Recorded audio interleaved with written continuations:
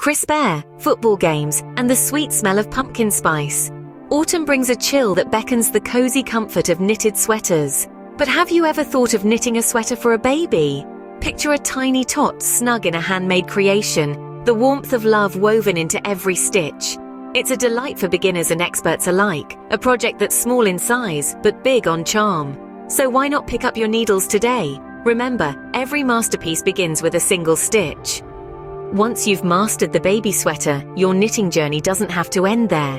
Why not expand your skills and create a full baby ensemble?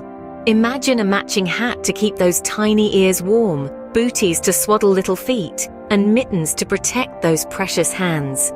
These smaller projects are not only perfect for beginners, but they also make for heartwarming, personalized gifts. So keep those needles clicking, and who knows, you might just be on your way to creating your own line of baby clothing. Remember, every stitch you knit is a stitch filled with love,